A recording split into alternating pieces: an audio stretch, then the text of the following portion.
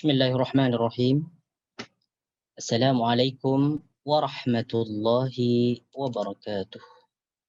Alhamdulillahi rabbil alamin. Nahmaduhu wa nasta'inuhu wa nastaghfiruh wa na'udzu billahi min shururi anfusina wa min sayyiati a'malina. Man yahdihillahu fala mudilla lahu wa man yudlilhu fala hadiya lahu.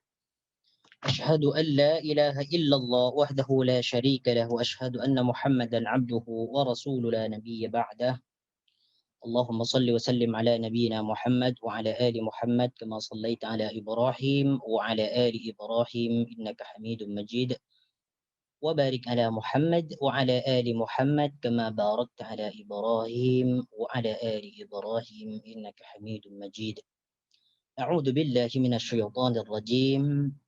يا أيها الناس اتقوا ربكم الذي خلقكم من نفس واحدة وخلق منها زوجها وبث منهما رجالا كثيرا ونساء واتقوا الله الذي تساءلون به والأرحام إن الله كان عليكم رقيبا. يا أيها الذين آمنوا اتقوا الله حق تقاته ولا تموتن إلا وأنتم مسلمون. رب اشرح لي صدري ويسر لي أمري واحلل عقدة من لساني يفقه قولي. اللهم لا سهل إلا ما جعلته سهلا وتجعل الحزن إذا شئت سهلا. نعم إخواني وأخواتي في الله, Alhamdulillahi Rabbil Alamin.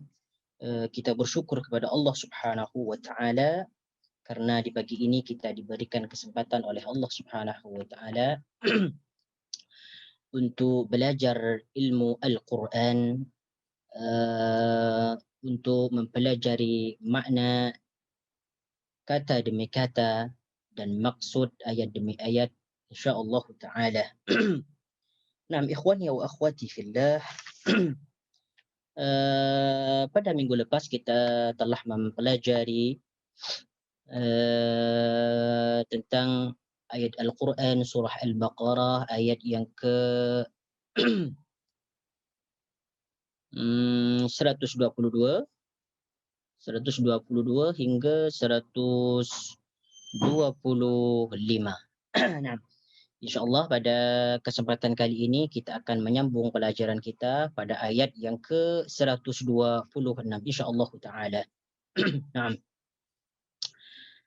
A'udzu billahi minasy syaithanir rajim.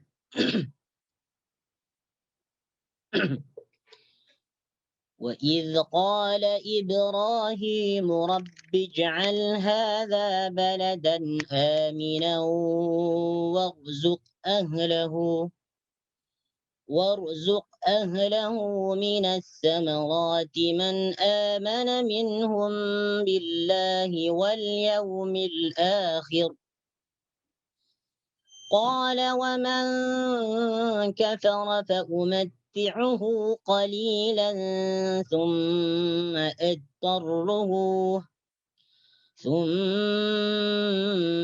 أضطره إلى عذاب النار وبئس المصير.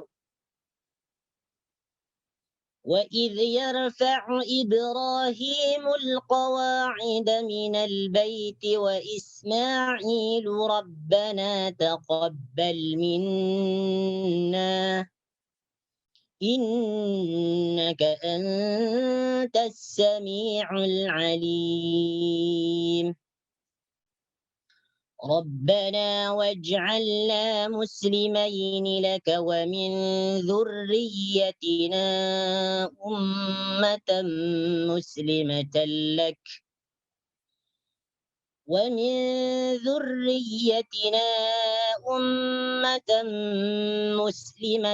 لك وأرنا مناسكنا وتب علينا إنك أنت التواب الرحيم.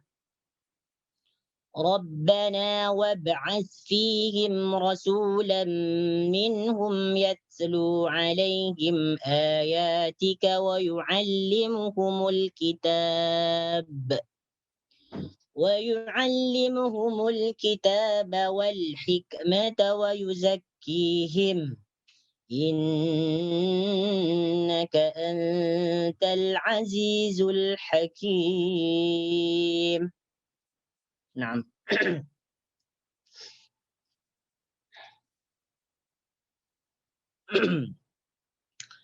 وإذ قال إبراهيم رب اجعل هذا بلدا آمنا.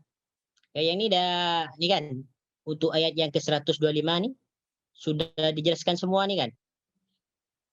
Minggu lepas Belum ingat? ya, 125. Ha? Sudah kan? 125 belum dijelaskan. Belum dijelaskan lagi. Dia dah Wa idh bagi ja'al- kalimah, makna kalimah sudah Ustaz, tapi belum dijelaskan.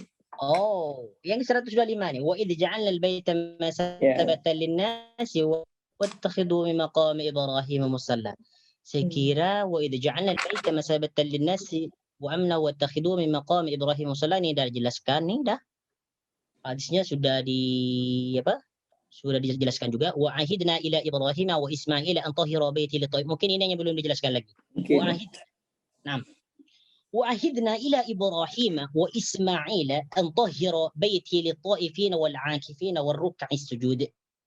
Dalam ayat ini Allah Subhanahu wa taala memerintahkan Nabi Ibrahim dan Nabi Ismail untuk mensucikan Baitullah daripada penyembahan-penyembahan berhala.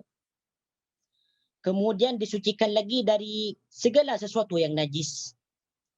Disucikan lagi dari segala perbuatan maksiat, dari segala perbuatan keji, perbuatan kotor. Kenapa Baitullah Al-Haram harus disucikan dari semua itu? Karena Al-Baitullah Al-Haram dikhususkan bagi orang-orang yang beribadah, yaitu orang-orang yang melakukan tawaf dan orang-orang yang melakukan i'tikaf atau bertinggal di dalamnya. Kemudian Baitullah Al-Haram di dalamnya dikhususkan bagi orang-orang yang melakukan salat, melakukan ruku dan melakukan sujud. Ini yang dimaksud wa ahidna ila Ibrahim wa Ismail an tahhira. Sucikanlah baitia, tempatku, maksudnya adalah Baitul Haram, iaitu disucikan dari segala bentuk kekufuran, kesyirikan, penyembahan berhala dan sebagainya. Dan juga dari perkataan-perkataan yang sia-sia, perkataan kotor, perkataan keji, persaksian palsu dan sebagainya. Nah, itu yang dimaksud wa'idna ila Ibrahim wa Ismail an tahira baiti lit-taifin wal-'akifin war-ruk'is sujud. Kemudian ayat yang berikutnya وَإِذْ قَالَ إِبْرَاهِيمُ رَبِّ اجْعَلْ هَذَا بَلَدًا آمِنًا. وَإِذْ, dan ingatlah. Ingat setiap perkataan iz, setiap ayat yang dimulakan dengan perkataan iz maknanya ay wadhkur, itu ingatlah. وَإِذْ قَالَ إِبْرَاهِيم, dan ingatlah ketika Ibrahim berdoa atau berkata, Rabbi ij'al hadha baladan amina, wahai Tuhanku, Rabbi, wahai Tuhanku, ij'al hadha baladan amina, jadikanlah kota ini sebagai kota yang aman. Ij'al hadha baladan amina, jadikanlah hadha, tempat ini atau kota ini, baladan amina, kota yang aman atau tentram.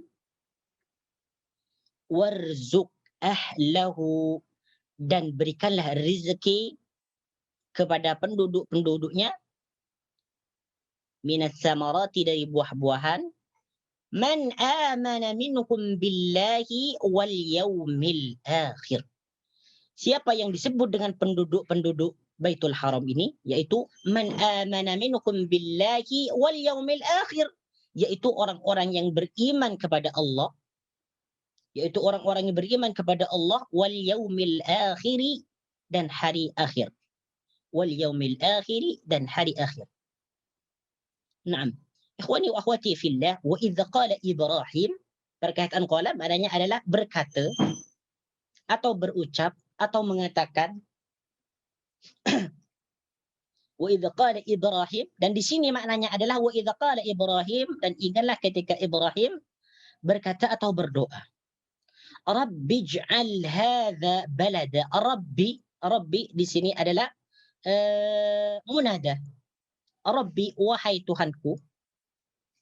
Rabbi, wahai Tuhanku. Di sini munada, huruf nidanya dibuang. Rabbi, wahai Tuhanku. Ij'al adalah fi'il amar dari perkataan ja'ala yaj'alu. Ja'ala yaj'alu mengikut wazan fa'ala yaf'alu. Ja'ala menjadikan, yaj'alu akan menjadikan, ij'al jadikanlah. Ij'al jadikanlah. Ini adalah fi'il amar, kata kerja yang bermakna perintah. Ij'al jadikanlah. Hadza baladan amina. Hadza ini disebut dengan isim isyarah. Hadza ini baladan amina. Baladan ini maknanya boleh kita maknai dengan negeri atau kota, baladan atau negara, baladan amina yang aman dan tentram.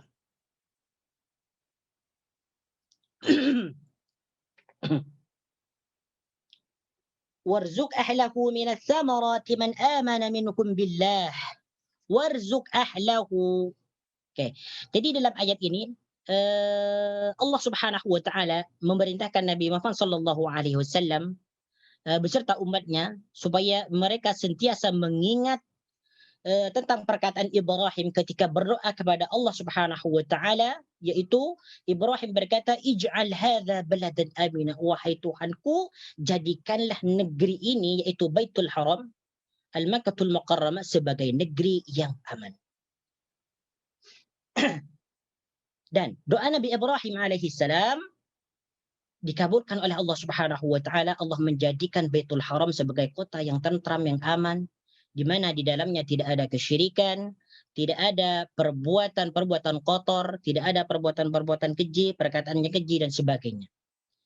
Maka barang siapa yang masuk ke kota Al-Haram, maka dia masuk dengan aman, tanpa diganggu, tanpa diancam atau dibunuh dan sebagainya. Makanya Allah Subhanahu wa taala setelah Nabi Ibrahim berdoa Rabbij'al hadza baladan amina, maka Allah Subhanahu wa taala menjadikan Al-Baitul Haram sebagai negeri yang aman dan tentram. Kemudiannya lagi Allah Subhanahu wa taala berkata warzuq ahlahu, dan berikanlah rezeki kepada penghuni-penghuni atau penduduk-penduduk. Warzuq, perkataan razaqa yarzuqu. Urzuq di sini adalah fi'il amar mengikut wazan fa'ala yaf'ulu.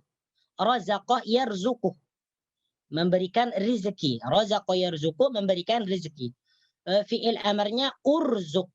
Nah, di sini dibaca warzuq. Kenapa tidak dibaca wa urzuq? Karena alifnya di sini hamzah di sini disebut dengan hamzah wasal. Hamzah wasal apabila ada di permulaan kalimat itu dibaca urzuq. Akan tetapi apabila berada di antara pertengahan kalimat, maka hamzah wasal itu tidak dibaca. Tidak dibaca, dihilangkan di dalam bacaan. Warzuq ahlahu. Yes. Sedangkan ahla, perkataan ahli di sini adalah penduduk. Ahlun. Perkataan ahlun boleh kita maknai ahli atau keluarga atau penduduk dan sebagainya. Dalam ayat ini yang lebih sesuai artinya adalah penduduk. Warzuq ahlahu, dan berikanlah rezeki kepada penduduknya. Okey, di sini ada hak dhamir. Kemana hak dhamir ini kembali? Yaitu al-balad, baladan, ahlahu, yaitu penduduknya negeri ini.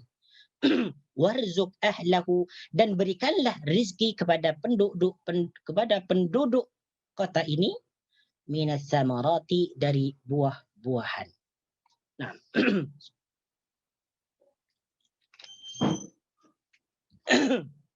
minas samarat artinya buah-buahan. Jadi selain Nabi Ibrahim alaihissalam berdoa kepada Allah Subhanahu wa taala supaya dijadikan kota Mekah sebagai kota yang aman, beliau juga berdoa kepada Allah supaya penduduknya diberikan rezeki. Diberikan rezeki dari buah-buahan, kurma, anggur dan sebagainya. Nah, itu penduduknya Baitul Haram. Nah, siapa yang dimaksud penduduk di sini? oleh Nabi Ibrahim itu man amana minhum billahi wal yaumil akhir. Jadi Nabi Ibrahim itu berdoa kepada Allah supaya dijadikan Baitul Haram sebagai kota yang aman, kemudian penduduk Baitul Haram diberikan buah-buahan. Yang dimaksud penduduk di sini yaitu orang-orang yang beriman kepada Allah Subhanahu wa taala dan hari akhir. Nah, ini yang dimaksud. Jadi bagi penduduk-penduduk Mekah atau orang-orang yang melakukan ibadah tawaf di Mekah kemudian bertempat tinggal di dalamnya, maka Nabi Ibrahim alaihissalam mendoakan mereka supaya mereka diberikan ketenangan, kemudian mereka diberikan buah-buahan dan rezeki yang banyak oleh Allah Subhanahu wa taala. Kemudian selanjutnya Allah berfirman, qala wa man kafara fa umatti'uhu qalila thumma adtarruhu ila adzabin nar. Qala, dia berfirman, maksudnya di sini qala, dhamirnya di sini kembali kepada Allah. Qala, dia berkata, maksudnya Allah, wa man kafara fa umatti'uhu qalilan thumma adtarruhu ila adzabin nar. Okey, perlu diperhatikan ni. Minas samarati di sini adalah jama' muannas salim. Maknanya ini buah-buahannya berarti banyak. Tidak terhitung, bermacam-macam atau berjenis-jenis buahan atau bijian dan sebagainya. Nah, setelah itu Allah berfirman, "Wa man kafara fa umatti'uhu qalilan thumma adtarruhu ila 'adzabin nar." Wa man kafara, dan siapa yang kufur atau kafir, wa man kafara, dan siapa yang kafir, fa umatti'uhu qalila, maka aku berikan kesenangan kepadanya sedikit saja. Fa umatti'uhu qalila, maka aku berikan dia kesenangan atau rezeki sedikit saja.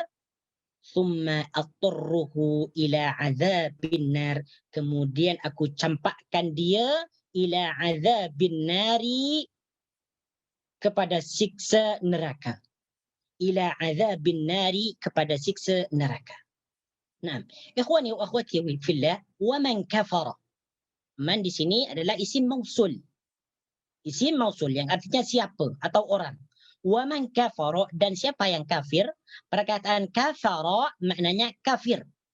Kafara, dia telah kafir. Yakfuru, dia sedang kafir atau akan kafir. Wa man kafara, dan siapa yang kafir. Maksudnya apa yang dimaksud dengan wa man kafara? Fa umatti'uhu qalila, maka aku berikan dia rizki yang sedikit atau kesenangan yang sedikit. Okey. Perkataan matta'a yumatti'u, fa umatti'uhu. Fa umatti'uhu, matta'a yumatti'u. Di sini perkataan umatti'u adalah fi'il mudhari.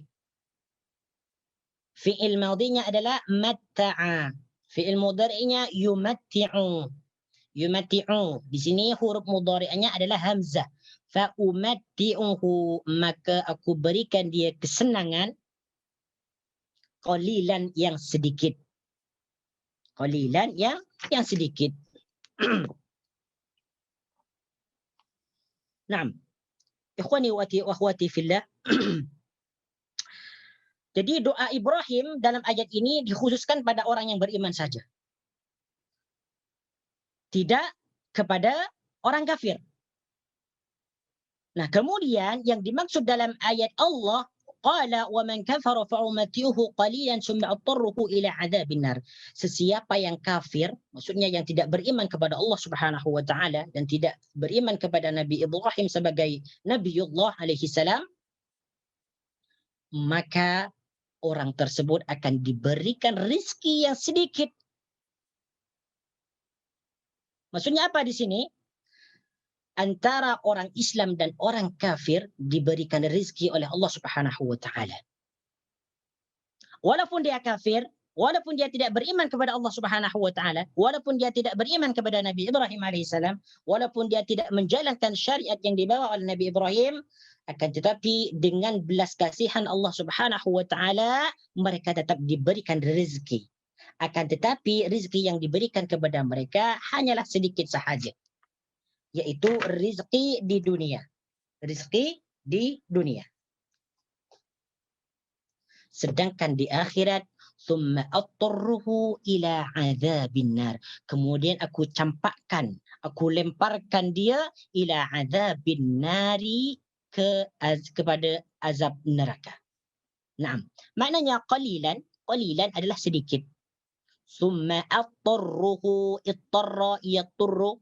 Ini maknanya adalah mencampakkan atau melemparkan. Ila azabin nar. Perkataan azabin nar adalah siksa neraka. Azabun adalah azab atau siksa.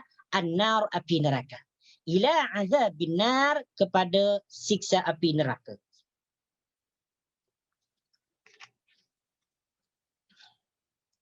Ikhwani wa akhwati fillah.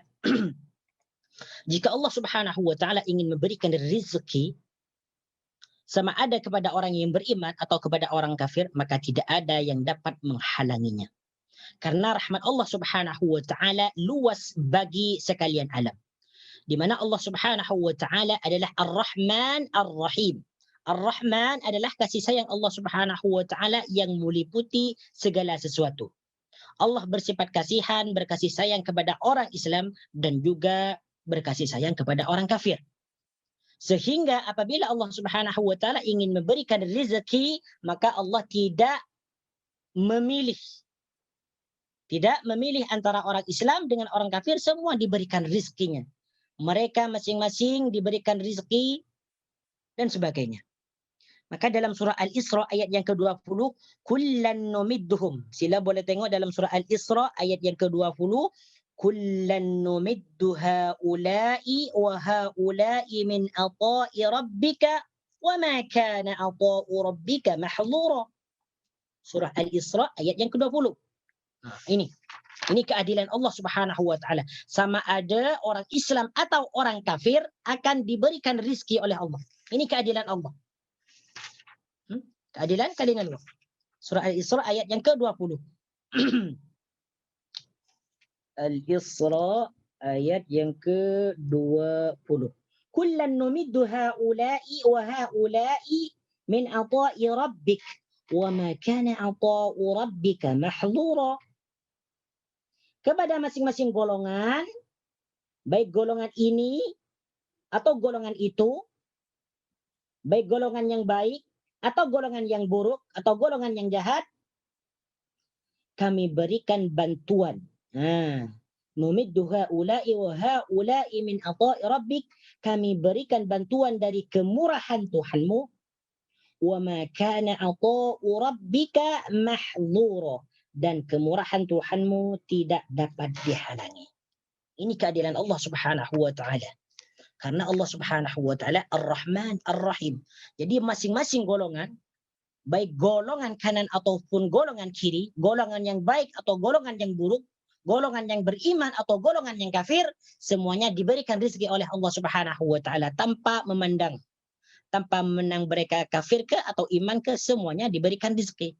Akan tetapi rezeki yang diberikan kepada orang kafir ini sedikit sekali, berupa rezeki di dunia, sedangkan di akhirat mereka akan mendapatkan siksa. Naam. Pada perkataan wa man kafara fa umatti'uhu qalilan summa attarruhu ila adzabin nar, kalau dikaitkan kepada realita yang terjadi di masa sekarang ni, di sini dalam ayat ini Allah sudah jelas mengatakan sesiapa yang kafir maka aku berikan kenikmatan atau rizki yang sedikit.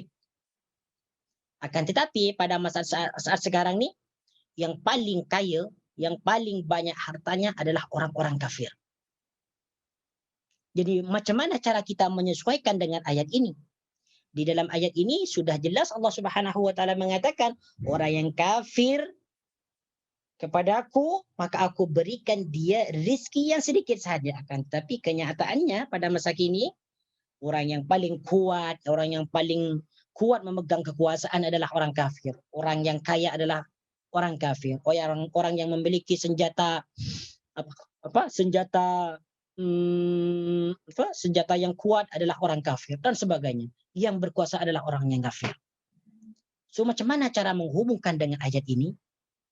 Nah, kita kembali kepada ayat ni, cara menghubungkan ayat ini atau cara memahami dengan ayat ini dengan realita yang terjadi pada saat ini adalah kita tengok dalam surah An-Nisa. An-Nisa ayat yang ke-77. Ini jawabannya. An-Nisa ayat yang ke-77.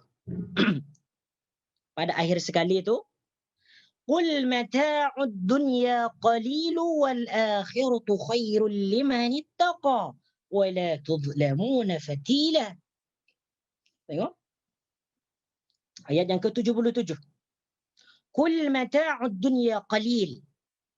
Katakanlah wahai Muhammad, mata'ud dunya qalil, kesenangan dunia, rizki yang ada di dunia, kenikmatan dunia, qalilun, sedikit sekali. Nih penjelasannya. Wal akhiratu khairul liman ittaqa. Sedangkan akhirat adalah khairun, lebih baik, liman ittaqa, bagi orang-orang yang beriman. Jadi maknanya adalah walaupun orang kafir saat ini mereka paling kaya, mereka paling banyak memiliki senjata, atau mereka berkuasa di dunia ini dengan kecanggihan teknologi dan sebagainya, itu adalah kesenangan semata. Itu adalah kesenangan semata dan kesenangan yang sangat sedikit sekali. Mata'ud dunya qalil, kesenangan dunia yang sangat sedikit sekali. Itu hanya dapat dinikmati sementara. Dan mereka akan menghadapi kematian, kemudian mereka akan menghadapi akhirat. Nah, setelah mereka mati, maka mereka akan disiksa. Dan kemudian ketika mereka menghadapi hari akhirat nanti, maka mereka juga akan disiksa dengan siksaan yang sangat pedih. Sedangkan bagi orang yang beriman, ini rizkinya ada dua, yaitu rizki di dunia dan juga rizki di akhirat.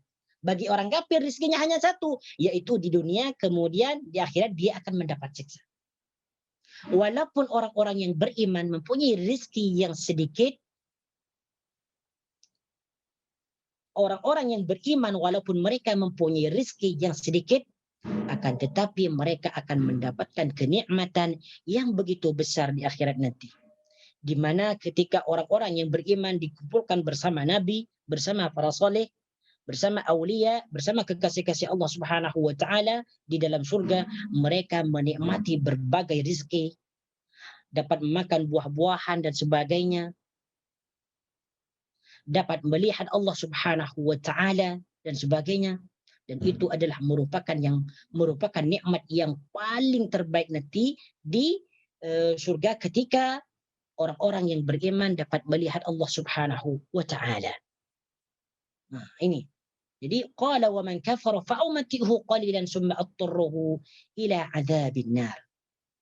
Ketika kita mengingat hadis Rasulullah sallallahu alaihi wasallam tentang dunia ini, dikatakan dalam sebuah hadis, jika dunia itu berharga atau sebanding dengan sayap nyamuk, maka dunia itu tidak akan diberikan kepada orang kafir. Ini maksudnya apa, tuan-tuan? Maksudnya dunia itu adalah tidak ada harganya di mata Allah Subhanahu wa taala, kecuali dunia itu dijadikan pelantara untuk mendapatkan ridha Allah Subhanahu wa taala di akhirat, seperti diinfakkan, didermakan, atau digunakan dalam hal kebaikan. Nah, wa bi'sal masir. Okey, perkataan wa bi'sal masir artinya adalah wa bi'sal masir, dan itu seburuk-buruk tempat kembali. Wa bi'sal masir, dan itu seburuk-buruk tempat kembali. Nah, perkataan bi'sa artinya seburuk-buruk. Kalau ni'mah artinya sebaik-baik. Jadi lawan kata dari bi'sa adalah ni'mah. Bi'sa seburuk-buruk, ni'mah sebaik-baik. Bi'sa ini diantaranya adalah diantara contoh fi'il jamid. Ada fi'il mutasarrif, ada fi'il jamid. Fi'il mutasarrif itu adalah fi'il yang dapat ditasrif, yang dapat berubah. Seperti daraba yadribu darban.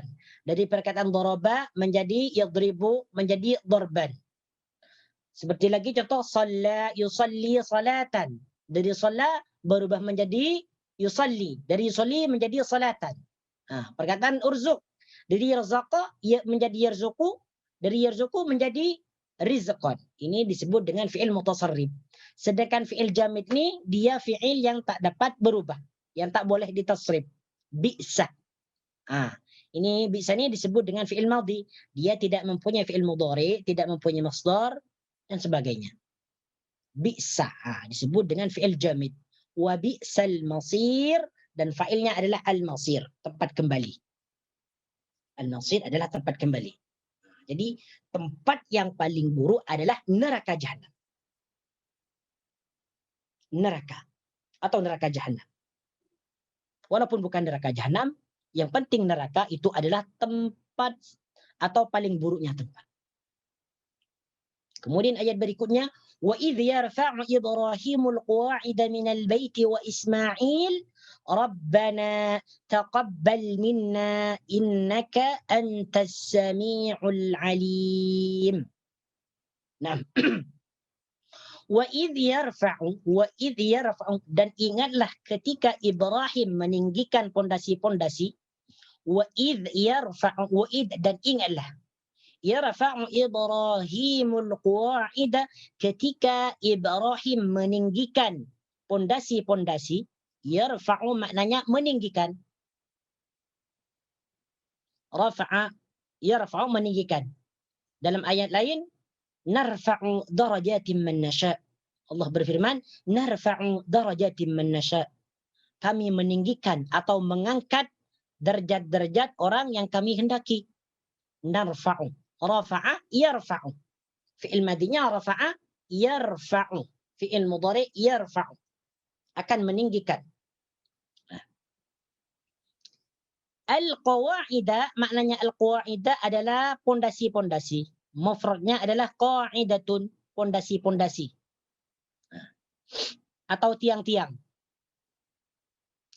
Wa idh yarfa'u Ibrahimul qawa'ida minal baiti, dan ingatlah ketika Ibrahim meninggikan Baitul Haram. Kejap. Dan ingatlah ketika Ibrahim meninggikan pondasi-pondasi Baitul Haram.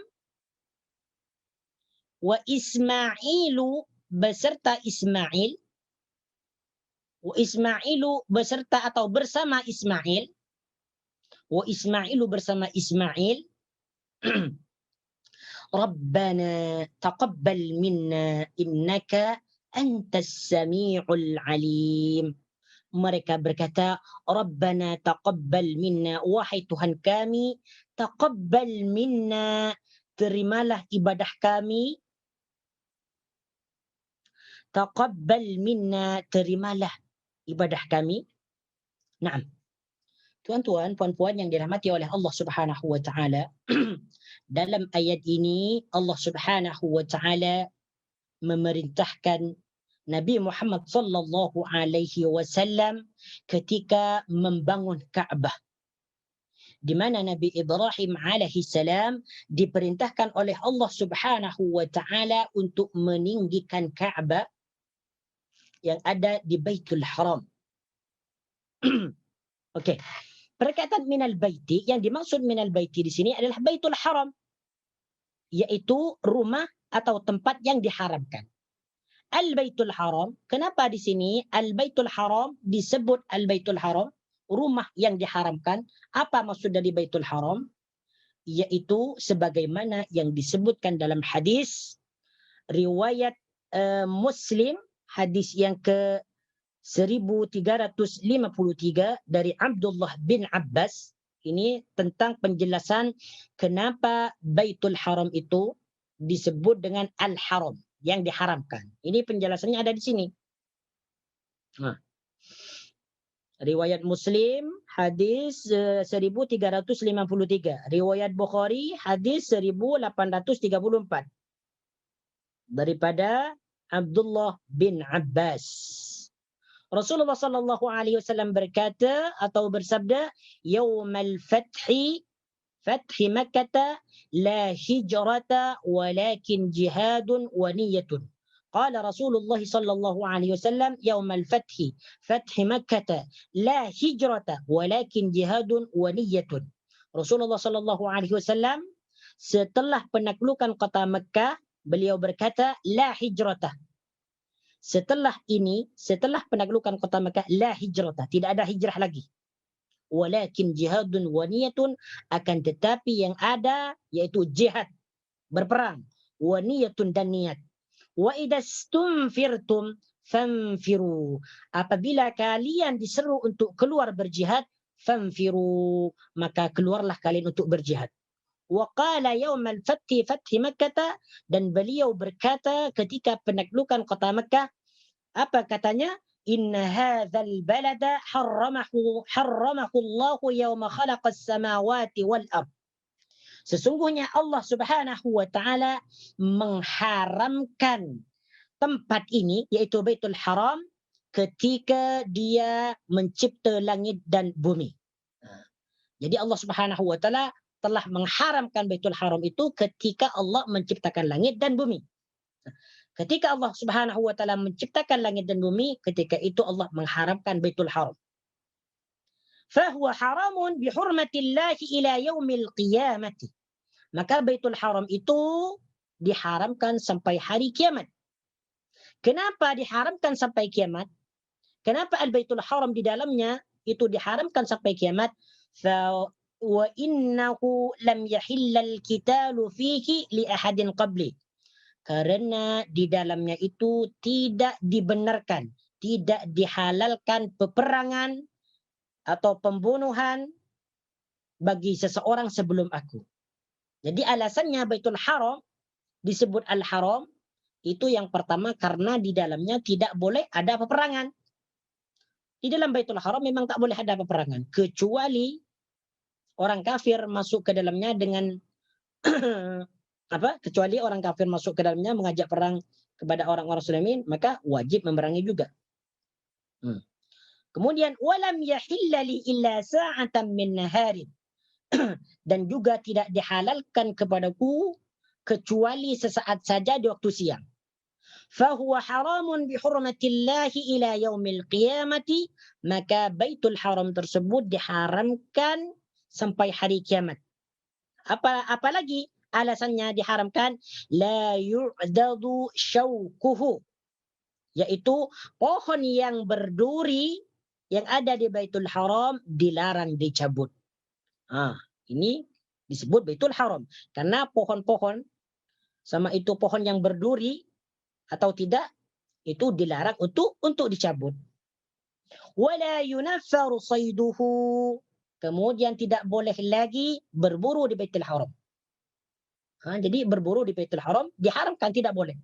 Wala yaltaqitu illa man 'arrafaha, kemudian tidak boleh mengambil barang yang tercicir kecuali dia ingin mengumumkannya. Apabila ada barang yang terjatuh atau tercicir, sama ada barang yang berharga ke atau tidak, maka tidak boleh diambil. Yang disebut dengan luqatah, kecuali dia ingin mengumumkannya. Wala yukhtala khalaha, dan kemudian tumbuh-tumbuhannya tidak boleh dicabut.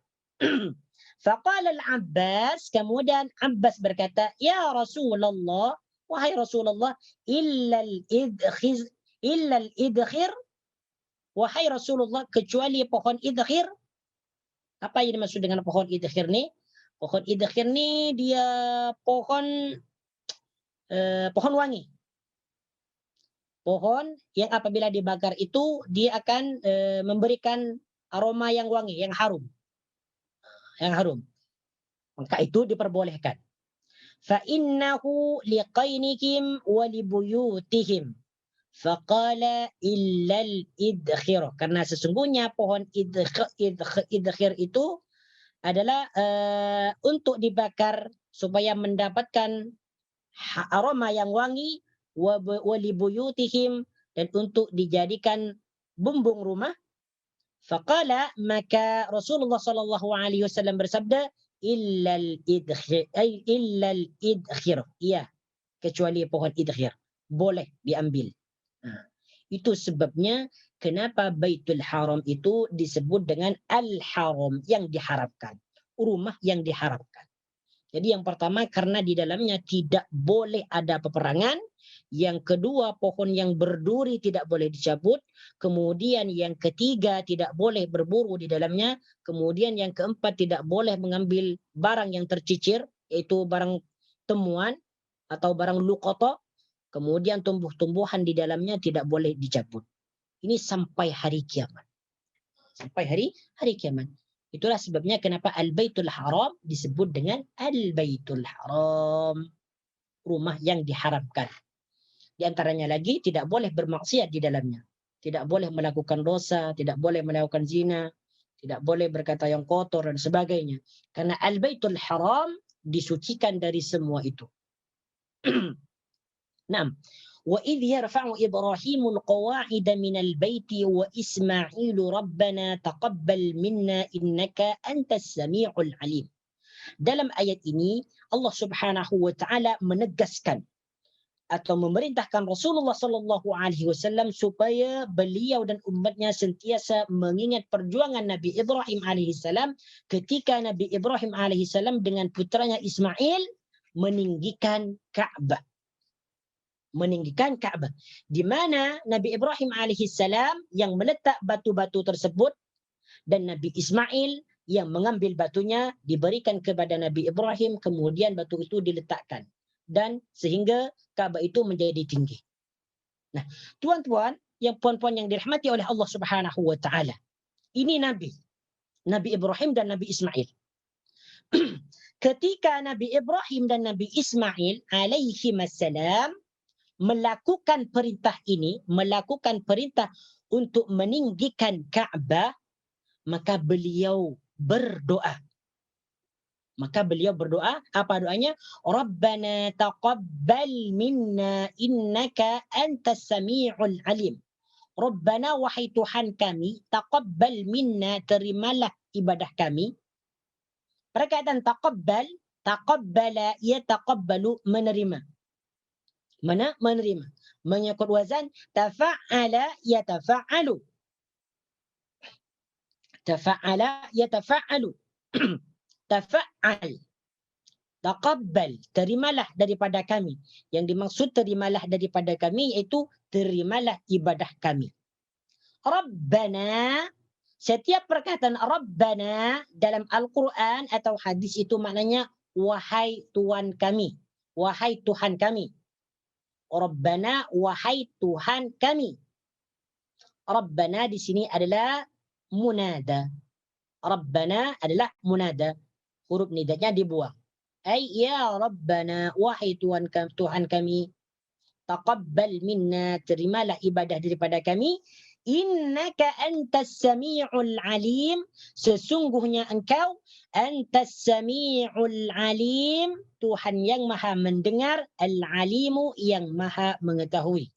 Innaka, sesungguhnya engkau, antas sami'ul alim, zat atau Tuhan yang maha mendengar, al-alimu, yang maha mengetahui. Nih. Maksudnya kita dapat memetik pelajaran daripada ayat ini, di mana seorang nabi dan seorang rasul sudah dijamin masuk surga, akan tetapi ketika mereka ini melakukan ibadah kepada Allah Subhanahu wa taala dengan ikhlas, mereka masih berdoa, Rabbana taqabbal minna innaka antas sami'ul alim. Padahal ibadah mereka ini confirm 100% sudah diterima oleh Allah Subhanahu wa taala, karena ini adalah ibadah para nabi. Ibadah para nabi pasti ia mengandungi keikhlasan. Karena nabi itu beribadah karena Allah Subhanahu wa taala, tidak mengharap imbalan lain dan sebagainya. Dia hanya mengharap ridha Allah Subhanahu wa taala. Akan tetapi di sini walaupun mereka beribadah dengan ikhlas, mereka masih berdoa, Rabbana taqabbal minna, wahai Tuhan kami, terimalah ibadah kami. Ini kalau para nabi. Apalagi dengan kita? Apalagi dengan kita? Makanya ketika kita melakukan perintah Allah Subhanahu wa taala, beribadah kepada Allah Subhanahu wa taala, kita selalu berdoa kepada Allah Subhanahu wa taala supaya ibadah kita ini diterima. Jangan sampai kita tidak berdoa. Walaupun kita yakin bahwasanya ibadah kita akan diterima, maka di situ harus ada perasaan roja dan khauf. Roja mengharap kepada Allah Subhanahu wa taala supaya ibadah kita diterima, dan juga al khauf, takut. Di situ ada ketakutan, takut ibadah kita tidak diterima. Makanya kita banyak berdoa kepada Allah Subhanahu wa taala, Rabbana taqabbal minna innaka antas sami'ul alim. Doa ini boleh kita pakai ketika kita sujud, ketika kita salat malam. Setelah salat malam kita angkat tangan kita kepada Allah Subhanahu wa taala menghadap langit. Kita berkata atau berdoa, Rabbana taqabbal minna innaka antas sami'ul alim. Doa ini boleh kita amalkan. Sebab doa ini terdapat dalam Al-Quran. Boleh kita baca dan boleh kita jadikan doa. Rabbana taqabbal minna innaka antas sami'ul alim. So engkau Ustaz, Ya. kalau masa sujud boleh ke baca? Ini perbezaan ulama. Ada yang membolehkan, ada yang tidak membolehkan, ada yang memakruhkan. Dan insya-Allah kalau kita niatkan untuk berdoa, insya-Allah boleh. Jangan kita niatkan untuk membaca Al-Quran, tetapi kita niatkan untuk membaca doa. Rabbana taqabbal minna innaka antas sami'ul alim. Jadi doa-doa dalam sujud itu, kalau doa itu berisi ayat Al-Quran, ada yang memakruhkan, ada yang tidak membolehkan, ada yang juga yang membolehkan. Wallahu a'lam. InsyaAllah kalau kita niatkan untuk berdoa bukan membaca Al-Quran, insyaAllah boleh. Rabbana taqabbal minna innaka antas sami'un alim. Kalau kita tidak ingin tidak ingin menyamakan doa kita dengan ayat ini, boleh kita rubah. Rabbi taqabbal minni innaka antas sami'un alim. Boleh. Doa itu harus kalau doa mesti diucapkan, bukan hanya dalam hati. Kalau di dalam hati itu cuman berangan-angan saja. Doa itu diucapkan, kemudian hati itu menerimanya dengan khusyuk. Jadi ketika kita mengucapkan doa itu kepada Allah Subhanahu wa taala, hati itu menyatu dengan apa yang kita ucapkan. Sehingga dengan itu kita akan mendapatkan kekhusyukan. Makanya ketika kita berdoa kepada Allah Subhanahu wa taala, kita pahami dulu maknanya. Jangan asal kita doa. Takut doanya tersebut sumbernya tidak valid ke, atau doa tersebut mengandung sesuatu yang bertentangan dengan ajaran Islam, atau doa tersebut mengandung kesyirikan dan sebagainya, atau doa tersebut berasal dari golongan-golongan sesat dan sebagainya. Kita cek dulu, cari artinya. Kalau artinya oke, tidak bertentangan dengan ajaran Islam, boleh kita pakai. Boleh kita gunakan, boleh kita pakai. Tidak ada masalah. Doa itu bebas. Apa yang mau kita minta, mohon kepada Allah Subhanahu wa taala, kita langsung katakan saja. Walaupun kita tidak pandai bahasa Arab, boleh kita menggunakan bahasa Melayu. Karena Allah Subhanahu wa taala mengerti bahasa kita. Yang menjadikan bahasa kita adalah Allah Subhanahu wa taala. Jadi cara berinteraksi kepada Allah Subhanahu wa taala di dalam doa, gunakan dengan bahasa yang kita pahami. Dan itu lebih baik bagi kita daripada kita menggunakan bahasa Arab, akan tetapi kita tidak tahu maknanya, tidak paham maknanya. Apa maksudnya? Contoh kita, Rabbana taqabbal minna innaka antas sami'un alim. Kita berdoa kepada Allah. Memang khusyuk, Rabbana taqabbal minna innaka antas sami'un alim, tapi dia tidak tahu maknanya. So, apa yang dia minta? Makanya sebelum kita berdoa, kenali dulu maknanya. Antas sami'. Assalamualaikum Ustaz. Assalamualaikum. Assalamualaikum. Yang Rabbi tadi macam mana? Rabbi taqabbal minni. Yes, Rabbi taqabbal minni. Rabbi taqabbal minni. Tetapi perlu dipahami ya, ini bukan ingin merubah ayat, tidak, bukan. Bukan merubah ayat ya. Kalau kita contoh supaya kita lebih yakinlah. agar doa yang kita ucapkan itu bukan diniatkan untuk baca Al-Quran. Boleh kita sesuaikan. Rabbi taqabbal minni innaka antas samiul alim. Boleh. Rabbi atau Rabbi taqabbal minni innaka antas samiul alim. Boleh. Tapi jangan diniatkan untuk merubah Al-Quran. Bukan. Tetapi murni itu dari keinginan kita. Rabbi taqabbal minni innaka antas samiul alim. Kemudian ini doa Nabi Ibrahim alaihissalam. Kemudian beliau juga berdoa, Rabbana waj'alna muslimaini laka wa min dzurriyyatina ummatan muslimatan lak wa arina manasikana wa tub 'alaina innaka antat tawwabur rahim. Naam. Rabbana waj'alna muslimaini laka wa min dzurriyyatina. Rabbana wahai Tuhan kami, waj'alna muslimaini laka, dan jadikanlah kami, waj'alna, dan jadikanlah kami, muslimaini laka, orang-orang yang berserah diri kepada Engkau, wa min dzurriyyatina ummatan muslimatan laka, dan keturunan-keturunan kami. Sebentar. Rabbana waj'alna muslimaini laka.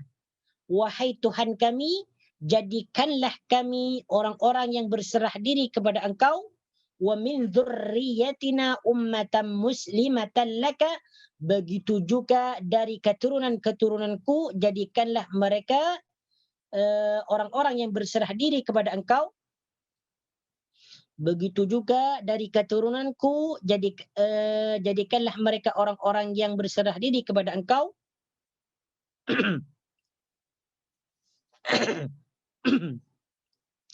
Naam, Rabbana waj'alna muslimaini laka wa min dzurriyyatina ummatan muslimatan lak.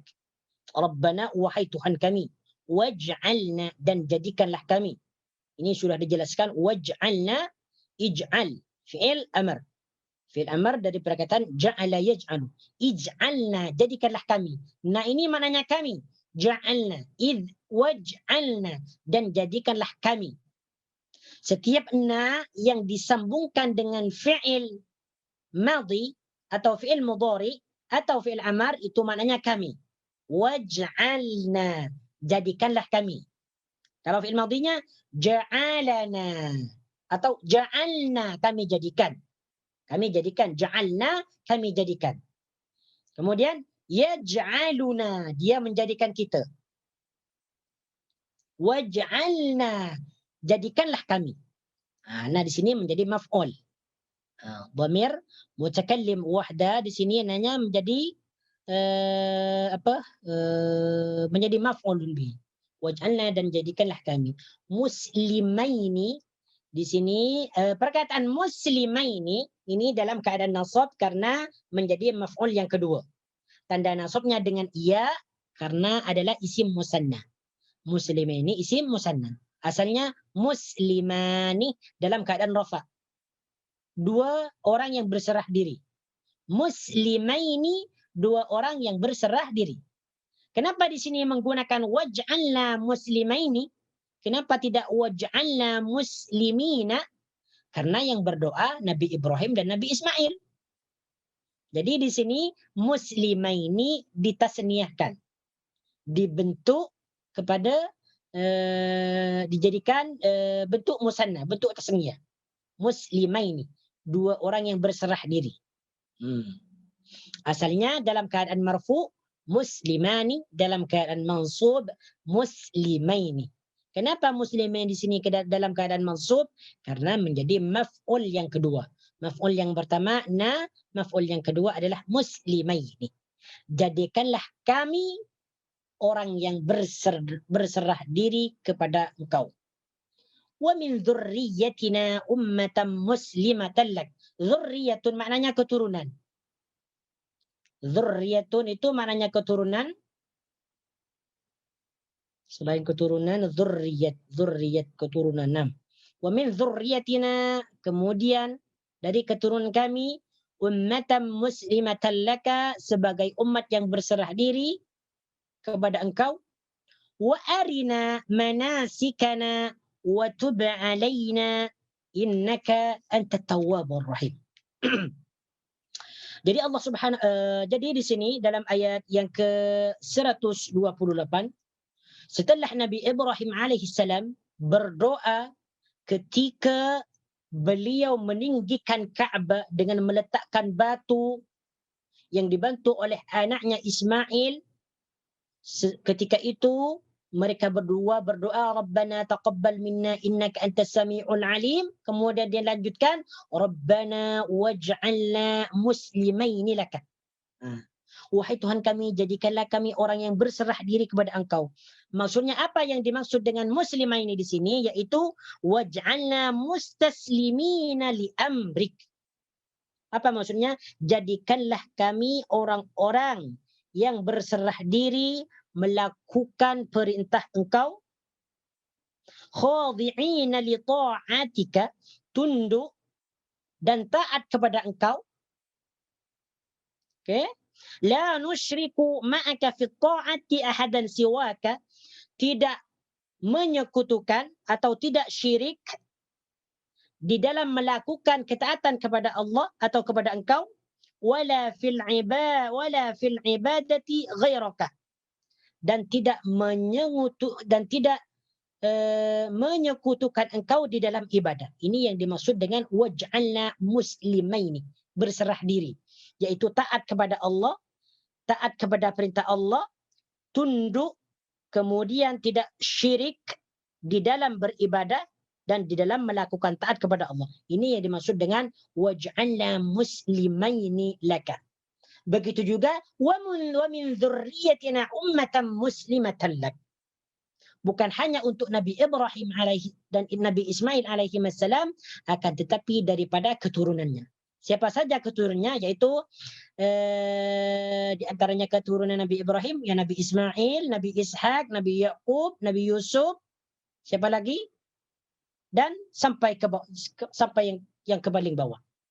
Dan doa Nabi Ibrahim alaihi wassalam dan doa Nabi Ibrahim dan Nabi Ismail alaihi wassalam diterima oleh Allah Subhanahu wa taala. Itu dibuktikan keturunan-keturunan beliau ini dijadikan para nabi dan orang soleh oleh Allah Subhanahu wa taala.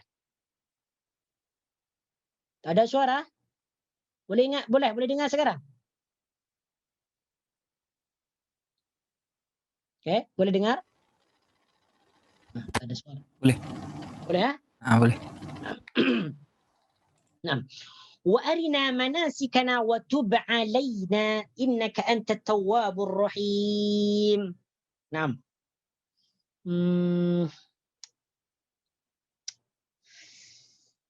Okay. Kemudian وَأَرِنَا مَنَاسِكَنَا. وَأَرِنَا مَنَاسِكَنَا, وَأَرِنَا, dan perlihatkanlah kepada kami manasikana, cara-cara mengerjakan ibadah haji. Manasikana, cara-cara ibadah kami. Yang dimaksud manasikana ini adalah ibadah-ibadah haji. Wa arina manasikana wa tub alaina innaka antat tawwabur rahim, dan perlihatkanlah kepada kami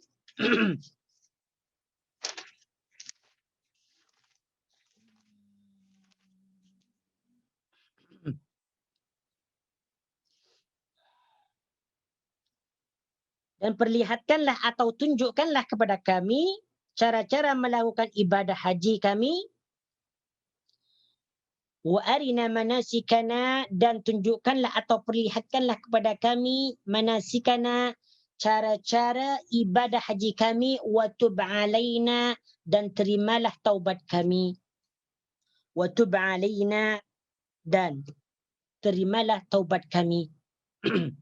Masih tak ada suara? Mungkin ni yang masalah. Ada Ustaz. Oh, Ustaz. ada. Oh, ada yang tak ada suara ni, Raja Faridah Karim ni. Mungkin ada masalah kot dengan ni. Ini bukan urusan saya. Ini urusan anti. Nah. Okey. Sekarang apa yang dimaksud manasikan?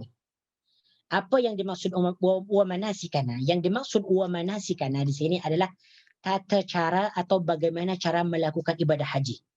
di mana dalam tafsir Ibnu Katsir dikatakan qala Ibrahim arina manasikana. Ketika Ibrahim mengatakan arina manasikana, apa yang dimaksud? Fa'atahu Jibrilu, maka Jibril datang kepadanya, yaitu kepada Nabi Ibrahim. Jadi Nabi Ibrahim itu berdoa kepada Allah Subhanahu wa taala, wahai Tuhan kami, jadikanlah kami orang-orang Islam, orang-orang yang berserah diri kepada Engkau, yang selalu mentauhidkan Engkau, yang tidak pernah mensyirikkan Engkau di dalam ibadah dan taat. Kemudian jadikanlah keturunan-keturunanku sebagai orang-orang yang berserah diri juga. Kemudian perlihatkanlah kepadaku manasik-manasik haji. Maksudnya ajarkanlah kepadaku bagaimana cara melakukan haji itu. Nah, jadi Ibnu Katsir di sini menjelaskan yang dimaksud wa arina manasikana itu fa'atahu Jibril. Kemudian Jibril datang kepadanya, yaitu kepada Nabi Ibrahim, fa'ata bihil baita. Kemudian malaikat Jibril itu memerintahkan kepada Nabi Ibrahim untuk membangun Ka'bah tadi, yaitu al-bait tadi, yang sudah dijelaskan pada ayat yang sebelumnya. Faqala, maka Jibril berkata, irfa'il qawa'idah, wahai Ibrahim, tinggikanlah pondasi-pondasi Ka'bah. Ini perintah untuk meninggikan pondasi-pondasi Ka'bah. Farafa'al qawa'ida wa atammal bunyana. Kemudian Nabi Ibrahim melakukan tugas itu, beliau meninggikan pondasi-pondasi Ka'bah, meletakkan batu sehingga bangunan itu menjadi sempurna. Summa akhadha biyadihi fa akhrajahu fantalaqa bihi ila Safa. Kemudian Nabi Ibrahim diambil tangannya oleh malaikat Jibril, kemudian diajaknya untuk pergi ke Safa. Jadi setelah Nabi Ibrahim ini membangun Ka'bah, meninggikan Ka'bah, kemudian Nabi Ibrahim itu diajak oleh malaikat Jibril untuk pergi ke Safa. Kemudian qala hadza min sya'airillah. Kemudian malaikat Jibril berkata, hadza min sya'airillah. Ini adalah syiar-syiar Allah. Syiar-syiar Allah. Itu ketetapan Allah. Summa intalaqa bihi ila al-Marwah. Kemudian berpindah lagi ke Marwah.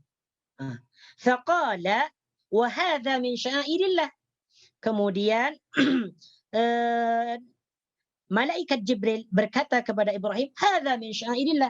Ini juga adalah syiar-syiar Allah. Summan talaqa bihi nahwa Mina. Kemudian setelah itu Nabi Ibrahim berpindah ke Mina. Falamma kana min al-aqabati idza iblis qa'imun inda syajarati. Ketika Nabi Ibrahim alaihi salam berada di Aqabah, idza iblisu qa'imun inda syajarati, Nabi Ibrahim melihat iblis berdiri di dekat pohon. Faqala, maka malaikat Jibril berkata, kabbir warmihi. Kabbir, agungkanlah Tuhanmu. Maksudnya bacalah takbir. Warmihi, dan lemparkanlah dia dengan batu. Warmihi, dan lempar dia dengan batu. Kemudian fakabbara waramahu. Kemudian Nabi Ibrahim alaihi salam bertakbir, kemudian melemparkan iblis tadi dengan batu. Summan talaqa iblis faqama indal jumratil wusta. Kemudian iblis tersebut setelah dilempari batu, dia berdiri di dekat jumral wusta. Falamma jaza bihi Jibril wa Ibrahim qala lahu. Kemudian Jibril dan Ibrahim berkata, kemudian Jibril berkata kepada Nabi Ibrahim, qala lahu kabbir warmihi. Malaikat Jibril berkata kepada Nabi Ibrahim, kabbir warmihi. Bacalah takbir. Warmihi, dan lemparkanlah dia dengan batu sekali lagi. Fakabbara waramahu. Maka Ibrahim pun bertakbir, kemudian melemparnya dengan batu. Fadhahaba iblis wa kana al-khabisu arada an yudkhila fil hajji shay'an falam yastati. Faakhadha bi yadi Ibrahim hatta ata bihi al-mash'ar al-haram. Faqala hadha al-mash'ar al-haram. Ini panjang hadisnya. Jadi tentang manasik haji ini seperti tawaf, sa'i, kemudian apa di sini tadi yang sudah dijelaskan. Nah, seperti yang Anda jelaskan tadi dalam hadis itu. Jadi ceritanya tentang haji-haji ini adalah dari permulaan Nabi Ibrahim ketika minta petunjuk kepada Allah Subhanahu wa taala supaya diberikan atau diajarkan caranya menjalani dan melaksanakan manasik-manasik haji. Itu tadi ceritanya. Jadi dari Bukit Safa ke Marwah, kemudian pindah lagi ke Mina, kemudian pindah lagi ke Aqabah, bertemu iblis, kemudian iblis itu dilempari dengan batu dan sebagainya. Jadi haji yang dilakukan oleh orang-orang Islam sekarang ini memang ceritanya berawal dari itulah, dari doa Nabi Ibrahim ni, wa arina manasikana wa tub alaina innaka antat tawwabur rahim. Wa tub alaina. Ini doanya para nabi, wa tub alaina, dan terimalah taubat kami. Secara akal, secara logika kita lah, nabi ini sudah maksum, terjaga dari perbuatan dosa, dari perbuatan maksiat, dari perkataan kotor, perkataan keji. Akan tetapi walaupun demikian, para nabi selalu berdoa kepada Allah Subhanahu wa taala. Bahkan di dalam doa mereka seperti doa yang terdapat dalam doa Nabi Ibrahim, beliau mengatakan wa tub alaina, dan terimalah taubat kami. Inilah akhlak para nabi kepada Allah Subhanahu wa taala. Ketika mereka berdoa, mereka berkata, tub alaina, terimalah taubat kami wahai Allah. Bagaimana dengan kita? Berapa kali sehari semalam kita berdoa kepada Allah supaya taubat kita diterima? Mungkin hanya 1 kali, ataupun 2 kali, ataupun kita ada yang satu kali dalam 1 minggu berdoa supaya taubat kita diterima. Akan tetapi para nabi, walaupun mereka dimaksum, dijaga dari segala bentuk kesyirikan, dijaga dari segala bentuk dosa dan sebagainya, mereka masih berdoa tub alaina. Ini menjadi pelajaran bagi kita ni, supaya ketika kita berinteraksi kepada Allah Subhanahu wa taala, perbanyak berdoa, minta kepada Allah Subhanahu wa taala supaya dosa-dosa yang kita lakukan ini dihapus, supaya taubat-taubat yang kita kerjakan ini diterima oleh Allah Subhanahu wa taala. Wa tub alaina innaka antat tawwabur rahim. Sesungguhnya engkau anta at-tawwab, yang menerima taubat, ar-rahim, yang maha penyayang. Ar-rahim, yang maha penyayang atau mengasihani. Innaka anta tawwabur rahim, yang maha penyayang dan mengasihani. Kemudian ayat yang berikutnya, Rabbana wab'as fihim rasulan minhum yatslu alaihim ayatika wa yu'allimuhumul kitaba wal hikmata wa yuzakkihim innaka antal azizul hakim. Innaka antal azizul hakim. Tuan-tuan, puan-puan yang dirahmati oleh Allah Subhanahu wa taala, ketika kita berdoa kepada Allah Subhanahu wa taala, kita paling baik atau semestinya kita berdoa dengan bersungguh-sungguh. Macam mana kita berdoa kepada Allah? Yaitu hati kita harus bersatu dengan apa yang kita ucapkan. Maksudnya adalah ketika kita minta kepada Allah, benar-benar atau betul-betul kita meminta. Jadi hati ini kita khusyuk. Khusyuk meminta kepada Allah, Rabbana waj'alna muslimin laka wa min dzurriyyatina, contohlah. Wa tub alaina, dan terimalah taubat kami. Jadi cara mengucapkan wa tub alaina, seakan-akan kita memang merayu kepada Allah, wahai Tuhan kami, terimalah taubat kami. Jadi ketika kita mengucapkan doa tersebut, ucapkan dengan penuh permintaan yang sesungguhnya, dengan betul, dengan keseriusan. Jangan kita baca doa dengan nada yang lurus, seperti contoh wa tub alaina innaka antat tawwabur rahim, atau rabbana atina fid dunya hasanatan wa fil akhirati hasanatan wa qina adzabannar, Allahumma fir li wa li walidayya warhamhuma kama rabbayani shaghira. Ini tidak ada kesan. Jadi ketika kita berdoa kepada Allah Subhanahu wa taala, kena kita serius. Jadi hati kita satukan dengan apa yang kita ucapkan. Yang di luar jangan kita ingat. Kita fokus kepada Allah, meminta dengan betul-betul. Sebagaimana kita meminta sesuatu kepada orang. Kalau kita mempunyai hajat, mempunyai permintaan atau rayuan kepada seseorang, mungkin kita akan mengemis. tolonglah saya. Contohlah, tolonglah saya belum makan hari ini, saya sangat lapar sekali. Tolong, saya sangat meminta tolong kepada engkau, kepada kamu. Berilah saya pinjaman uang, saya lagi membutuhkan. Ini kalau kita merayu kepada orang, meminta kepada orang.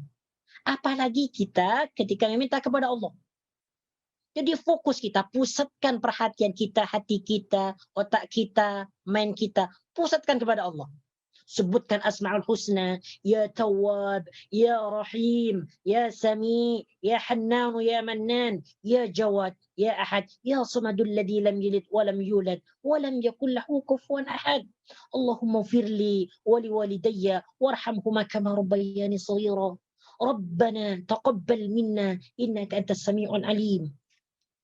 Kalau dalam bahasa Melayu, wahai Allah, sekarang ni saya tidak ada duit lagi, tidak ada rezeki untuk dimakan, tidak ada biaya untuk pendidikan anak, untuk menyekolahkan anak dan sebagainya. Berikanlah kami, wahai Allah. Jadi rayu Allah itu dengan kata-kata kita. Nah itu kalau kita mau berdoa kepada Allah, supaya doa kita itu diterima. Ini kita ambil contoh pelajaran daripada doa para nabi ini. Walaupun mereka dimaksum, walaupun mereka dijaga daripada dosa, mereka ketika berdoa, Masya Allah, wa tub alaina rabbana waj'alna muslimaini laka. Padahal Nabi Ibrahim dan Nabi Ismail ketika itu mereka tidak pernah melakukan syirik kepada Allah. Mereka tidak melakukan dosa. Akan tetapi mereka berdoa, Rabbana waj'alna muslimaini laka wa min dzurriyyatina ummatan muslimatan lak. Itu pesan dari saya. Kemudian ayat berikutnya, Rabbana wab'as fihim rasulan minhum yatlu 'alaihim ayatika wa yu'allimuhumul kitaba wal hikmata wa yuzakkihim innaka antal azizul hakim. Rabbana, wahai Tuhan kami, wab'as fihim rasulan minhum, dan utuslah seorang rasul kepada mereka. Rabbana wab'as fihim rasulan, dan Rabbana, tunggu sebentar. Rabbana wab'as fihim rasulan minhum, wahai Tuhan kami, wab'as fihim rasulan minhum, dan utuslah di antara mereka seorang rasul minhum yatlu 'alaihim ayatika, yang membacakan ayat-ayatmu kepada mereka, yatlu 'alaihim ayatika, yang membacakan ayat-ayatmu kepada mereka, wa yu'allimuhumul kitaba, dan mengajarkan kitab kepada mereka, wa yu'allimuhumul kitaba, dan mengajarkan kitab kepada mereka, wal hikmata, dan juga hikmat, wa yuzakkihim, dan mensucikan mereka. Wa yuzakkihim, dan mensucikan mereka. Maksudnya kalau diterjemah, wahai Tuhan kami, utuskanlah di antara mereka seorang rasul yang dapat membacakan kitabmu kepada mereka, serta dapat mengajari kitab dan hikmat kepada mereka, wa yuzakkihim, dan mensucikan mereka, innaka antal azizul hakim, innaka, sesungguhnya engkau, antal azizul hakim, yang maha perkasa, al hakimu, yang maha al hakimu, yang maha bijaksana, atau yang maha memutuskan. Al-Hakimu, yang maha bijaksana atau yang memutuskan. Nah, ikhwani wa akhwati fillah. Okey. Nah, setelah Nabi Ibrahim alaihi salam meninggikan Kaabah sehingga Kaabah itu menjadi sempurna, kemudian beliau berdoa kepada Allah Subhanahu wa taala, Rabbana taqabbal minna innaka antas samiul alim, Rabbana waj'alna muslimaini laka wa min dhurriyyatina ummatan muslimatan laka wa arina manasikana wa tub 'alaina innaka antat tawwabur rahim, Rabbana wab'as fihim rasulana. Setelah semua itu dilakukan dengan sempurna, kemudian Nabi Ibrahim berdoa lagi. Berdoa lagi, Rabbana wab'as fihim rasulan minhum yatlu alaihim ayatika wa yu'allimuhumul kitaba wal hikmata wa yuzakkihim. Tidak hanya berhenti di situ saja, akan tetapi Nabi Ibrahim supaya agamanya berjalan, supaya agamanya tetap terjaga, maka Nabi Ibrahim alaihi salam berdoa kepada Allah, ib'as fihim rasulan. Jadi dalam ayat ini Nabi Ibrahim alaihi salam meminta kepada Allah Subhanahu wa taala untuk mengutus seorang rasul kepada bangsa Arab dan juga kepada bangsa selain Arab. Jadi dalam ayat ini Nabi Ibrahim alaihi salam berdoa kepada Allah Subhanahu wa taala supaya diutus seorang rasul yang melanjutkan ajaran Nabi Ibrahim alaihi salam. Seorang rasul. Yang dimaksud seorang rasul di sini adalah Nabi Muhammad sallallahu alaihi wasallam. Jadi setelah Nabi Ibrahim alaihissalam berdoa, Rabbana wab'as fihim rasulan minhum yatlu alaihim ayatika, maka Allah mengabulkan doa Nabi Ibrahim. Kemudian setelah beberapa tahun, Allah Subhanahu wa taala mengutus seorang utusan yang bernama Muhammad sallallahu alaihi wasallam. Muhammad sallallahu alaihi wasallam. Di sini dalam tafsir Ibnu Katsir dijelaskan عن الربيع بن أنس عن أبي العالية في قوله ربنا وابعث فيهم رسولا منهم. Yang dimaksud Rabbana wab'as fihim rasulan minhum yakni ummat Muhammadin sallallahu alaihi wasallam. Faqila lahu qad istujibat laka wa huwa kainun fi akhir zaman. Kemudian dikatakan kepada Nabi Ibrahim, doamu telah diterima dan akan ada seorang nabi di akhir zaman, yaitu namanya Nabi Muhammad sallallahu alaihi wasallam. Wa yu'allimuhumul kitaba, di mana seorang rasul ini dia dapat mengajarkan kitab. Dia dapat mengajarkan kitab. Yatlu alaihim ayatika. Yatlu alaihim ayatika, yang membacakan kepada mereka tentang ayat-ayat engkau. Wa yu'allimuhumul kitaba, dan mengajari mereka tentang kitab. Yang dimaksud al-kitab di sini adalah Al-Qur'an. Tafsirnya di sini adalah Al-Qur'an. Wal hikmata, dan sunnah. Wal hikmata, dan sunnah. Hikmah di sini bermakna sunnah atau hadis, ucapan atau perbuatan Rasulullah sallallahu alaihi wasallam.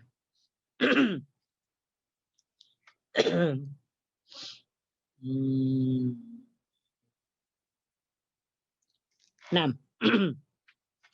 jadi di sini Allah Subhanahu wa taala menceritakan doa Nabi Ibrahim alaihi salam yang memohon kepada Allah Subhanahu wa taala supaya diutus seorang utusan yang mengajarkan tentang ayat-ayat Allah, yang mengajarkan tentang Alkitab dan As-Sunnah, kemudian mensucikan mereka. Yang dimaksud wa yuzakkihim di sini adalah mensucikan mereka dari perbuatan-perbuatan syirik, dari penyembahan-penyembahan berhala, kemudian dari perbuatan-perbuatan kufur, dari perkataan-perkataan kotor dan keji dan sebagainya. Wa yuzakkihim innaka antal azizul hakim. Sesungguhnya engkau adalah maha perkasa. Maha perkasa, al-hakim, yang maha bijaksana atau maha menghukumi atau memutuskan. Nah, innaka antal azizul hakim. Perkataan al-aziz di sini maknanya perkasa. Maknanya perkasa. Apa yang dimaksud al-azizu, al-hakimu? Di sini Imam Ibnu Katsir berkata, al-aziz alladhi la yu'jizuhu syai'un. Al-aziz ini termasuk asma'ul husna, nama-nama Allah yang baik. Al-aziz, ya aziz. Ini maknanya adalah perkasa. Perkasa maksudnya adalah al-aziz alladhi la yu'jizuhu syai'un, yaitu maha perkasa yang tidak dapat dilemahkan oleh sesuatu. Allah Subhanahu wa taala sentiasa maha perkasa, maha kuat. Tidak ada yang dapat menandingi Allah Subhanahu wa taala. Allah yang mempunyai kerajaan langit dan bumi. Allah yang maha memaksa. Allah yang maha yang maha menang, yang maha perkasa dan sebagainya. Jadi Al-Aziz artinya adalah alladzi la yu'jizuhu syai'un, tidak dapat dilemahkan oleh segala sesuatu. Wa huwa qadirun ala kulli syai'in, dia berkuasa atas segala sesuatu. Al-Hakimu fi af'alihi wa aqwalihi, maha bijaksana atau menghukumi atau memutuskan di dalam perbuatannya dan firman-Nya. Fayad'ul asya'a fi mahaliha, kemudian Allah Al-Hakim meletakkan sesuatu kepada tempatnya, li'ilmihi, karena ilmunya, wa hikmatihi, dan kebijaksanaannya, wa adlihi, dan keadilannya. Jadi innaka antal azizul hakim. Kemudian ayat selanjutnya, wa man yarghabu 'an millati Ibrahim illa man safiha nafsah ولقد اصطفيناه في الدنيا وإنه في الآخرة لمن الصالحين. ومن يرغب عن ملة إبراهيم, dan orang yang membenci agama Ibrahim, ومن يرغب عن ملة إبراهيم, dan orang yang membenci agama Ibrahim. Perhatikan di sini, yarghabu apabila dia bersama dengan huruf jar'an, yarghabu, perhatikan, raghiba yarghabu an. Raghiba an, yarghabu an. Jadi apabila perkataan raghiba atau yarghabu bersandingan atau bersamaan dengan huruf jar'an, maknanya membenci. Maknanya membenci. Yarghabu an. Wa man yarghabu an millati Ibrahim, dan orang yang membenci agama Ibrahim.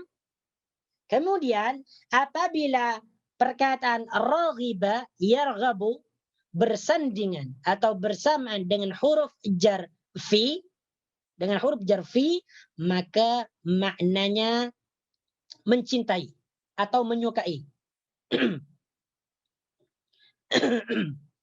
Jadi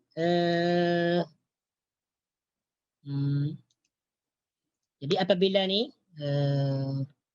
di sini apabila raghaba yarghibu bersandingan dengan huruf ani, ini maknanya membenci. Membenci, ya. Akan tetapi apabila raghiba yarghabu bersandingan dengan huruf fi,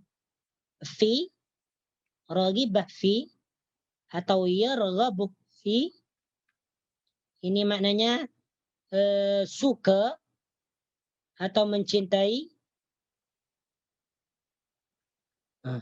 Contohnya dalam hadis, contohnya raghibtu fika, aku mencintai engkau atau menyenangi engkau.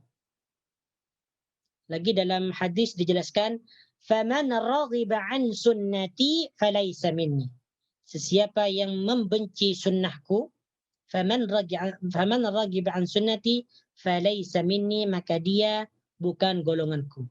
Jadi apabila raghiba yarghabu bersamaan dengan huruf an, itu maknanya membenci. Apabila raghiba yarghabu bersandingan atau bersamaan dengan huruf fi, itu maknanya senang atau menyukai atau mencintai. Dan apabila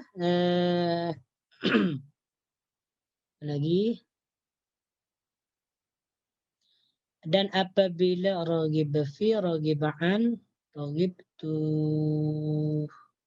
itu saja perlu diketahui. Jadi wa may yarghabu an millati Ibrahim illa man safiha nafsah, dan orang yang membenci agama Ibrahim hanyalah illa man safiha nafsah, hanyalah orang yang memperbodoh dirinya atau menzalimi dirinya. Wa may yarghabu an millati Ibrahim, dan orang yang membenci agama Ibrahim, millatun maknanya di sini adalah agama. Millatun adalah agama.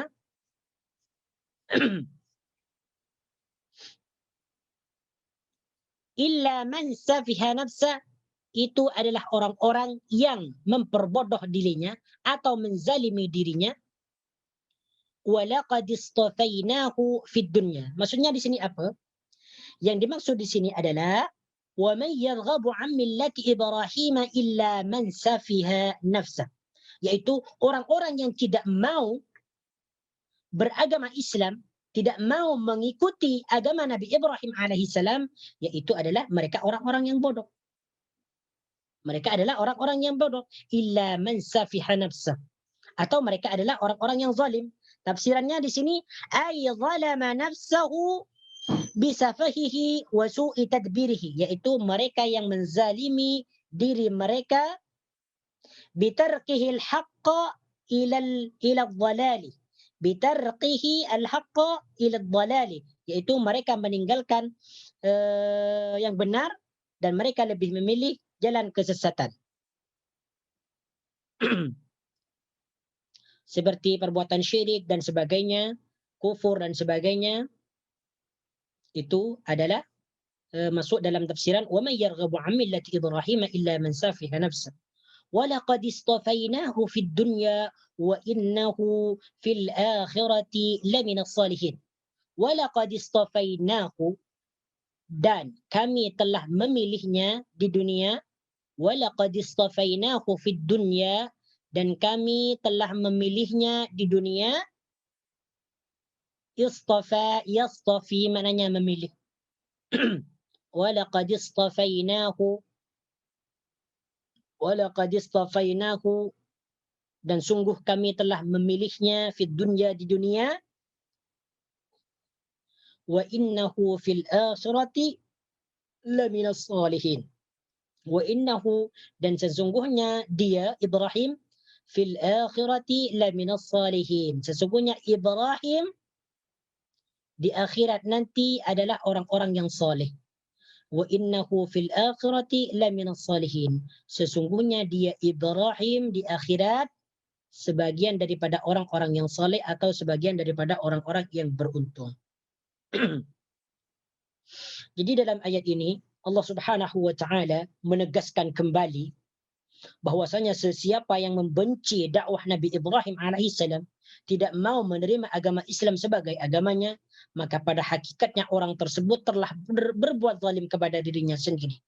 Kenapa dikatakan berbuat zalim atau memperbodoh diri mereka sendiri? Karena mereka lebih memilih jalan yang sesat daripada jalan yang baik. Sebagaimana yang telah yang kita ketahui bahwasanya orang yang memilih jalan sesat maka dia akan disiksa. Jadi pada hakikatnya orang yang tidak mau menerima agama Islam, mereka menyiksa diri mereka sendiri. Karena mereka lebih memilih siksaan Allah daripada memilih rahmat Allah Subhanahu wa taala yang berupa surga. Walaqad istafainahu fid dunya. Di sini Allah Subhanahu wa taala menegaskan bahwasanya Allah Subhanahu wa taala menunjuk Ibrahim, memilih Nabi Ibrahim sebagai nabinya untuk menyebarkan agama Islam kepada kaumnya di dunia. Wa innahu fil akhirati laminas salihin, dan Nabi Ibrahim itu di akhirat termasuk daripada orang-orang yang soleh. Yang dimaksud di sini orang-orang yang soleh adalah orang-orang yang bahagia, orang-orang yang beruntung. Karena Nabi Ibrahim alaihissalam ketika di dunia telah menjelaskan dan menyampaikan agama Allah Subhanahu wa taala, kemudian nanti di akhirat akan mendapatkan balasan yang baik daripada Allah Subhanahu wa taala. Hadza wallahu a'lam. Aqulu qawli hadza astaghfirullahal azim li wa lakum fa in kana khata'an faminni wallahu wa rasuluhu bari'an. Apabila ada kesalahan daripada saya, apabila ada kebenaran itu datangnya daripada Allah Subhanahu wa taala. Subhanakallahumma wa bihamdika asyhadu an la ilaha illa anta astaghfiruka wa atubu ilaik. Wa sallallahu ala sayyidina Muhammad wa ala alihi wa sahbihi wa baraka wa sallama tasliman katsira. Walhamdulillahi rabbil alamin. Assalamualaikum warahmatullahi wabarakatuh.